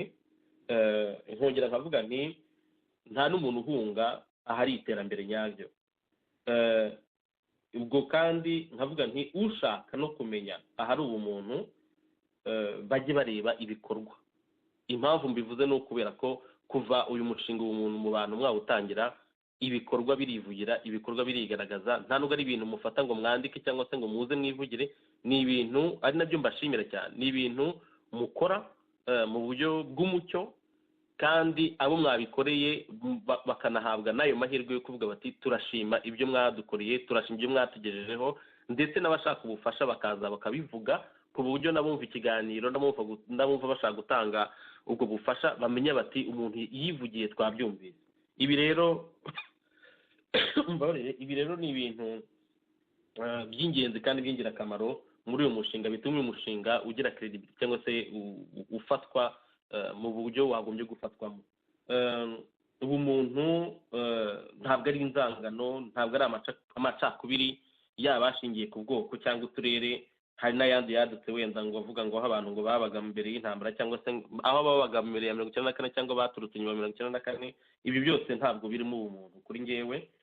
Nkaba rero ndangirije ahangaha mvuga nti Tabitha, Leah, Josiane, Genevieve n'abandi bose mukorana uyu mushinga mwitangira ni intsinzi ikomeye cyane ku banyarwanda, kandi kuri ngewe ni igitego gikomeye cyane muba mukubise buriya butegetsi bwa FPR, kuko mu mafaranga menshi bibye hirya no hino cyangwa se mu mfashanyo bahawe n'amahanga, ibintu bakoze ni ugukenesha abantu babasenyera ndetse bakanababuza umutekano n'umudendezo wabo, bituma abantu bahunga. Mu gihe mwebwe mu bumuntu bwanyu nk'indangagaciro mwifitemo, mu bushobozi buke ariko burimo urukundo rw'Imana, urukundo rwinshi cyane, murakorera abanyarwanda ibirenze ibyo FPR bakorera. Ubwo rero narangiza amabwira nti murakoze kandi turabashyigikiye muri iki gikorwa murimo, kizakomeza gutera imbere kandi kikabera n'isomo rikomeye cyane abanyarwanda, yaba bifuza gukora politiki cyangwa se abaaktiviste cyangwa se n'abayoborwa. Murakoze Tabitha, cyari icyo ngiki. murakoze cyane Ashire, amagambo uvuze ni meza cyane, ni ukuri ndagushimye cyane, usobanuye neza cyane ubumuntu, wabivuze neza. Iyo umuntu wese afite ubumuntu ntabwo yica, urumva, ntabwo yica. Iyo ufite ubumuntu ntabwo usenyera abaturage. Iyo ufite ubumuntu uba ufite urukundo, uba ugira ubuntu. Iyo ufite ubumuntu nta bugome bw'indengakamere uba ufite. Numvise umuvandimwe umunyamakuru bakuye muri prison umazemo hafi umwaka witwa Cyuma Hassan avuga ati umuntu witwa Kayumba Innocent ati ubugome afite, bari kumwe muri prison ariko bamufunze, yari yarabanje hari kuyobora prison ariko akorera abantu bari muri prison ubugome bw'indengakamere. Nawe yasohotse mu buhamya yatanze, yavuze ati umuntu witwa Kayumba Innocent Imana izamuhanira ubugome bwe bw'indengakamere afite mu mutima we. Ariko iyo ufite uyu Kayumba Innocent ni ikiko nta bumuntu afite muri we, ntabwo ari we wenyine. Kiriya gihugu, buriya butegetsi bugizwe n'abantu benshi badafite ubumuntu. Niyo mpamvu nanjye Ashire icyo nakongeraho ni uko nkunda kuvuga ko u Rwanda twifuza nk'abanyarwanda, u Rwanda dutegereje muri ibi bihe biri imbere, ni u Rwanda ruzaba rugizwe, cyangwa se reka mvuge ni ubuyobozi. Abantu bazaba bayobora igihugu cyacu ni abantu bazaba bafite ubumuntu, kuko iyo ufite ubumuntu ntukora ayo mabi yose turi kuvuga. Niba udafite ubumuntu, Imana izaturinde, izakuturinde. Ntuzigere wakandagira mu buyobozi ngo ujye guhohotera abaturage, ngo ujye gukubita abaturage n'ibyo abayobozi bari hariya birirwa bakora. Aba nta bumuntu bagira. Ashire, urakoze cyane. Reka dukomeze. Josiane, nawe mbere ko turangiza reka tuguhe umunota umwe cyangwa ibiri ugira icyo wabwira. Ndagira ngo nkwibutse Josiane ko waha n'abatwumva nimero yawe ya telefone.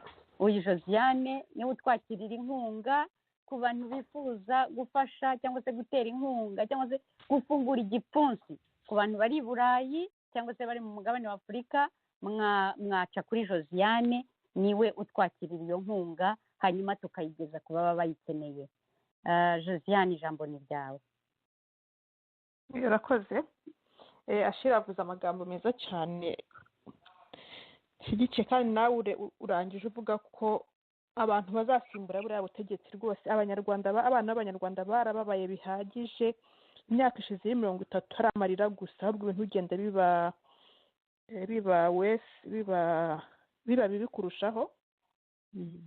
Abana b'abanyarwanda barananiwe. Dukeneye ubutegetsi bugizwe n'abantu bafite ubumuntu, aho umuntu adashimishwa no kubona mugenzi we ababara, aho umuntu atumva yuko kugenda akabona akantu ka mugenzi we ari keza akifuza kugatwara, aho umuntu atakora umushinga akawukora nabi kugira ngo ukunde azabona aho ahera yitwaza ngo ibintu ngo ahantu hameze nabi hagomba gusenywa, abantu bagomba kuhava, aho umuntu wese, umuyobozi wese yifuriza icyiza abo yashinzwe kuyobora. Rero ndibaza ko igihe hari iki ngiki kugira ngo abanyarwanda baruhuke, cyane cyane ubuhunzi bucike, umuntu abe hanze ku bushake bwe, ati ntawirirwa yikanga ngo biragenda uku nguku ngo mvuze iki ngiki ngo baransanga aha ngaha. Numvise ikiganiro cy'umudamu witwa Nyesi avuga ubuzima bwo muri prison.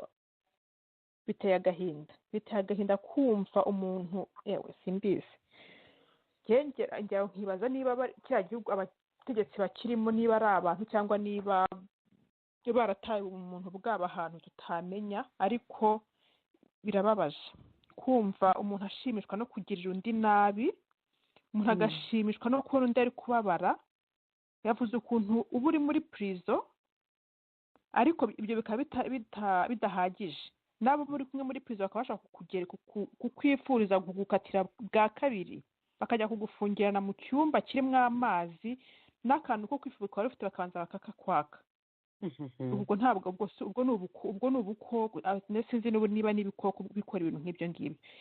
Kibaza ahantu bariya abantu, ntabwo mva ahantu ubugome babukuye, kuko hari n'abavuga ngo wenda ngo banyuze muri bibi byatumye bamera uko, ariko birarenze. Ubugome bariya abantu bafite buteye birenze. Byose dukeneye abategetsi bafite ubumuntu. Ibyo niba ari ikintu twese twakumvikanaho, dukeneye abayobozi bafite ubumuntu, bifuza kuyobora abantu ku buryo abantu babaho bishimye, atari abantu bahora barira, cyangwa se ngo unatinye kujya naho utinya kurira kugira ngo aho uri naho utahava. Birarenze. Ubu nkaba nagira birenze kamere, kuko kumva ahubwo utegereje ko icyo cyuma azavuga, ko numvise navuga ko azavuga uko byagenze, ariko ibintu uriya mudamu Nyesi yavuze biri simbizi. Ntabwo njye nibaza ukuntu umuntu ufite umubiri nkatwe twese agenda agakora ibintu nk'ibyo numvise bakora. Simbizi. Imana yonyine niyo izabatabara cyangwa simbizi ntuka. Josiane, sinzi na hari akantu navuga Tabita mu mbabarire, ndafata umunota umwe. Burya umuntu ufite ubumuntu muri we ni umuntu uba wemera yuko ubuzima bw'umuntu butavogerwa. Ni ukuvuga ngo ubuzima bw'umuntu yemera ko butavogerwa, ariko akanemera yuko ubw'undi mugenzi we nabwo butagomba kuvogerwa. Uwo aba ari umuntu. Nicyo kiranga umuntu, nicyo kiranga umuntu wemera Imana, nicyo kiranga umuntu wubaha ubuzima. Umuntu rero burya utubaha ubuzima arangwa no gupfobya ubuzima bw'abandi, abica, bafungira uko yishakiye, abicisha inzara, abantu bahunga igihugu, ndetse ugasanga wenda abantu bashobora kuba bananezezwa n'umubabaro cyangwa n'agahinda k'abandi. Ibyo rero umuntu ashobora kwicara agategeka imyaka 25, 26, 27 afite imbunda, kuko nizo baba bakoresha n'iryo terabwoba n'iki gitugu, ariko hari imbaraga ziba zikomeye cyane kandi ziganza ibyo bintu byose. Nizo mbaraga z'ubumuntu. Iyo abantu bose bamaze kumva ko ubumuntu ari indangagaciro zigomba kubaranga, kuko n'abategetsi cyangwa abayobozi bava mu bantu, bava muri rubanda, ntabwo ari abantu b'ibimanuka bava hejuru cyangwa se bava ngo hehe. Ubwo rero iyo abantu bamaze kumva izo ndangagaciro, no muri bo havamo abayobozi beza bashingira kuri ubwo bumuntu. Niyo mpamvu rero ibi bikorwa mukora ari ingenzi, kandi n'ibyo muvuga ari ingenzi. Nagira ngo nkunganire kuri iyo ngingo. Murakoze. Yewe urakoze cyane. Byo dukeneye abantu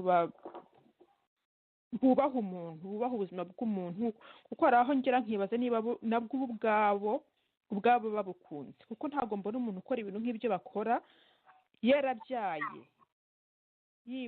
niba yibaza aho abo bana be future ari kubategurira ari future bwoko ki. Ni nacyo kintu cya mbere nakundiye Damange, wahagaze ati ngo abantu barambajije ngo ariko ngiye wowe ko abana bawe bameze neza, abana bawe biga amashuri meza, ibyo urimo ni ibiki? Ngo ariko narebye mbona abana banjye bashaka kwiga, bakiga amashuri meza ameze ate, kwejo akazajya mu kazi, wa wundi w'umuturanyi utarashoboye kubona icyo kintu, utarashoboye kubona ubwo buzima bwiza, akaza akabumuvutse. Ngo aho rero niho tugomba kureba twese. Icyo nicyo kintu tugomba kureba, ko kumva ngo ngemeze neza ariko umuturanyi ameze nabi, ntushobora nawe kubaho neza mu by'ukuri wishimye ufite amahoro, ufite umuturanyi ujya gutera gatarina kugira ngo abone icyo arya cyangwa se abone aho ntaho uba uri kugana, ntaho uri kubaka rwose, uretse ko ntibaza ko bari abantu bari hariya bashaka kubaka igihugu. ubwo rero harya bavuga ngo ni kwizimba mu magambo, agira ngo abakwifuza gufasha ko banyuze imfashanyo kuri guteranya 4 7 9 1 6 3 8 5 7, guteranya 4 7 9 1 6 3 8 5 7. Abashimira byimazeyo abakomeje kudufasha n'abandi bazafasha mu bihe bizaza kugira ngo dushoboye gushyira isahani y'ibiryo ku meza imbere y'umwana. murakoze cyane Josiane, urakoze cyane. uti igihe ni iki ngo ubuhunzi bucike? igihe ni iki banyarwandakazi? igihe ni iki? umwana w'umusizi yavuze ati buhunzi ndekura ngende. u Rwanda twifuza nk'abanyarwanda tugomba kuzaca ubuhunzi, ariko nyabyo. ureke ibyo ku rurimi, ureke abaza batubeshya bati tugiye guca ubuhunzi, aho kugira ngo babuce abantu bagahunga kurushaho. oya, uru Rwanda rugiye kuza tuzaca ubuhunzi. abanyarwanda twese turi mu buhunzi dutahe, tugende. nunagira ibibazo bigirire mu gihugu cyawe, nukenere mu gihugu cyawe. ntawe ukwirukansa, ntawe ukubuza amahoro, ntawe wikanga ugiye kukuvutsa ubuzima. kaduhe mbere ko turangiza duhe n'ijambo madamu Leya nawe agira icyo atubwira ubwo dusoze. murakoze madamu Leya, niba unyumva. ndabumva. njyewe nagira ngo nshime Imana kubw'intambwe tumaze gutera muri iki gikorwa, kandi nyiragiza n'ibindi biri imbere byinshi. twumvise uwo mudamuganya w'abana bananiye kubera ubutindi n'ubukene bw'ubuhunzi. ibyo byose ni ukuberagiza Imana. kandi noneho icyo dukeneye ni urukundo kugira ngo amahoro abe mu isi ndetse no mu gihugu cyacu.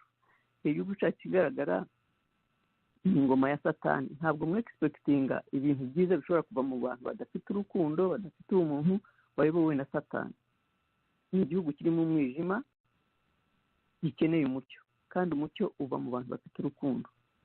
njyewe ubutumwa natanga ni ukugira ngo twe ubwacu twibanze ubwacu, twirebe, twisuzume ko dufite urwo rukundo. tubanze dutere urukundo muri twebwe, dufite izi mpuhwe tuzitere n'abandi, barebere kuri iki gikorwa. buri munyarwanda ahari, cyane cyane uri hanze witwa ngo ni impunzi, tubanze twibemo urukundo natwe ubwacu, twumvikane, dukundane, kugira ngo tugire force ishobora kuzana urwo rumuri rwahindura ibintu mu gihugu. naho turebye ibiba mu gihugu cyacu, byewe singira n'amagambo akibivugaho, birenga ubwenge bw'umuntu kumva ko ugomba kubibwira Imana. icyo twakora nyine ni uko twebwe ubwacu twabanza tukagira urukundo muri twe, tukumvikana muri twe, kuko Imana ntabwo izongera kwemera ko nihahinduka hari ahantu hazaba umuntu utazi Imana, udafite urukundo. ibyo ntibizakunda. simpa n'urukundo, ariko ntabwo iyi ngoma yavaho y'umwijima ngo haze indi ngoma y'umwijima. hagomba kuzaba impinduka, kandi iyo mpinduka izazana n'abantu bamenye Imana, bazi icyo urukundo icyo ari cyo, bazi agaciro k'umuntu n'undi, bazi ko twese twari mu ishusho y'Imana, tugomba kurifurekitinga ubumana. utazaba icyo gihe turambye, tuguma aha dutegereze, Imana izabikora. ariko niko bimeze. abantu nibadahinduka ngo bihane, bumve ko bava indi imwe, turi abanyarwanda, Imana yaduhaye igihugu kimwe, ukavuga ururimi rumwe, tugomba kuba hamwe, tugomba kubyumva bikinjira mu bwonko bwacu, tukamenya yuko turi indi imwe. mbe nta gikwiye kudutandukanya ngo umuntu ahore yirukana undi, ejo n'uwinjiye undi asohoke, hajemo indimi nyinshi, ngo wavuye aha, ngo wavuye aha, noneho ubu haje ngo niba ngo abagihanga, sinzi ibintu bisigaye biriho byinshi byo twumva kuri social media, biteye n'agahinda, ngo abavantara, ngo abavahehe, simbizi. ibyo byose bigomba gushira. nibidashira hari abazahera hanze cyangwa bazapfirayo, ariko uzasubira hariya abe yitegura, abe ari mu rukundo muri we kugira ngo azasubire muri kiriya gihugu kandi kizemo amahoro arambye. Ndumva ari icyo ngicyo narangirizaho. Imana idufashe dukomeze kwiragiza kugira ngo ibi bikorwa dukora bye guhagarara ahubwo byiyongere kandi byubake urukundo mu bantu. Imana ibahe umugisha. Amen. Amen, amen. Urakoze cyane Leya. Uti ingoma y'umwijima ntabwo izasimburwa n'indi y'umwijima. Oya, mu izina rya Yesu. Mu izina rya Yesu. Ni ukuri. Amen, amen, amen. Amen, amen. Turi dufite ingoma iyoboye u Rwanda, ni ingoma y'umwijima.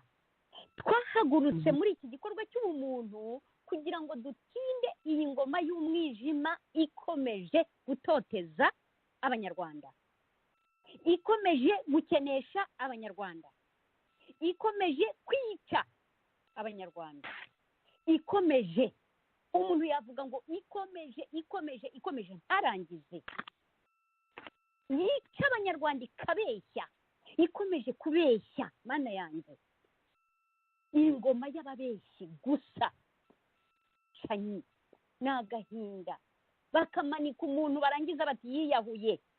Ibi bintu turabyamaganye. Iyi ngoma y'umwijima, Leya ubivuze neza, ntabwo izasimburwa n'indi y'umwijima, igomba gusimburwa n'iy'ubumuntu. Ashire yabivuze neza, yavuze ati ingengabitekerezo y'ubumuntu ngiyo ingoma twifuza. Twongeye gufata mu mugongo abantu bababaye muri aka kanya, ni benshi. Tutabariza umwe cyangwa se tugatabariza abari mu nkambi runaka, ariko ntabwo ari bo gusa bababaye. Hari benshi, impunzi z'abanyarwanda ni nyinshi cyane ku isi, kandi hafi ya bose barababaye. Turabafata mu mugongo muri aka kanya, turafata mu mugongo uyu mubyeyi watanze ubuhamya atabaza, abana baranshitse ni mu ntabare. Turatabariza dufata no mu mugongo umuryango nababwiye uri muri Afurika y'Epfo bababaye. Ndongera kubabwira nti mukomere bavandimwe, turi kumwe, ntimwihebe. Dufite abantu bafite ubumuntu hanze aha bagiye kubatabara, bakabafasha, bakongera gusubiza ibyishimo mu maso y'umwana. Nshimye ntabwo narangiza, reka mbashime mwebwe turi kumwe muri iki kiganiro. Ndabashima cyane mbikuye ku mutima. Ndagushima Josiane, ndagushima Ashir, ndagushima Leya, ndashima Genevieve tutashoboye kubana muri uyu mwanya, ariko buri gihe tuba turi kumwe, ntabwo yabishoboye. Nawe ndamushimira cyane ubumuntu bwe. Ndashima abavandimwe baje muri iki kiganiro bari mu nkambi ya Nakivale, bakaba batubwiye naho umushinga ugeze, nubwo connection zagiye zicika, ariko iby'ingenzi twabyumvise. Ndabasaba ngo bakomeze bashyire umwete mu mushinga batangiye, cyane cyane bagarure ibyishimo mu maso y'abana bari muri iriya nkambi. Niwo mugambi wacu. Reka nsabe abanyarwanda twese tugira ubumuntu, kuko muri Kanani, igihugu cy'i Kanani, nta muntu udafite ubumuntu uzahinjira. N'uzahinjira ntabwo azashobora kugera ku buyobozi bwa kiriya gihugu. Turashaka igihugu cy'abanyabuntu bafite ubumuntu. Reka nshimire abari ku buhanga bw'ibyuma. Twabanje kugira ibibazo, niyo mpamvu tutatangiriye ku gihe twagombaga gutangira, ariko abantu bo muri studio, abantu bo ku buhanga bw'ibyuma babifishije.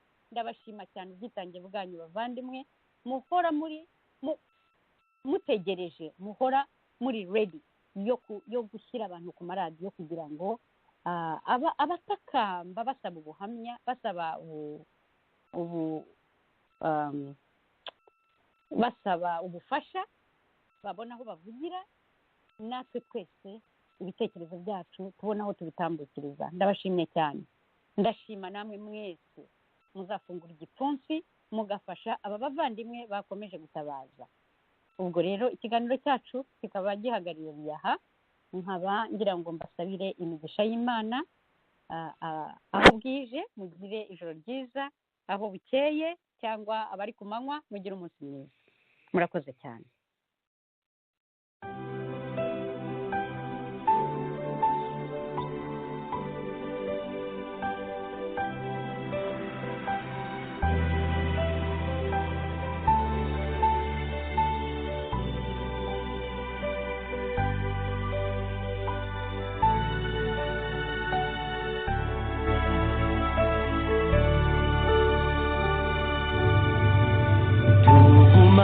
Mwami haleluya, mwami tugumane, tugumane mwami haleluya, mwami tugumane.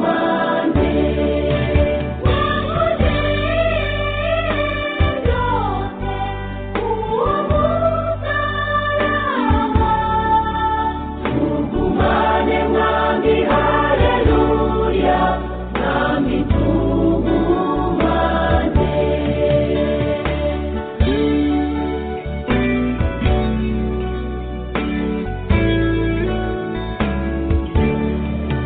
Ku musozi witwa Golgota hicirwaga abagome, haricaga urupfu rw'ibivume bamanitswe ku giti.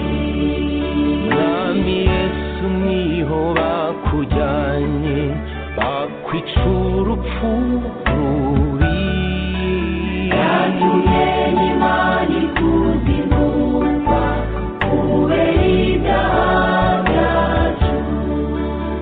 Uyu musaraba wikoreye niwumesha agakiza, nubwo abantu bose bakureka yewe sinzakuvaho. Tugumane mwami haleluya, mwami tugumane.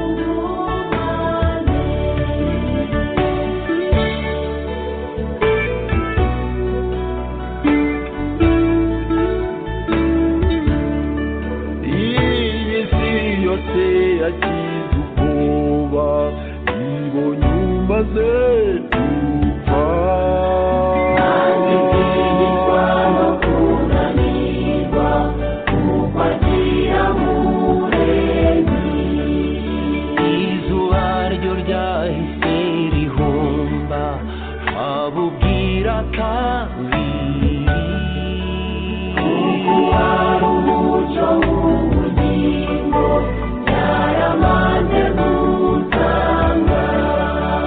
Wagiye ikuzimu kwa Satani umwambura imfunguzo, usohora abera bawe bose mu butware bw'urupfu. Tugumane mwami haleluya, mwami tugumane.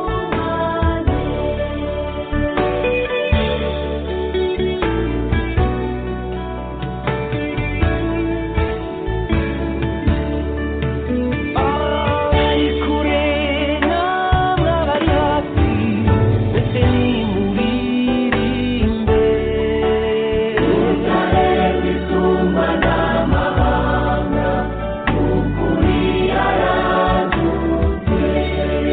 Icyakora yari yarapfuye none durahoraho, agendera hagati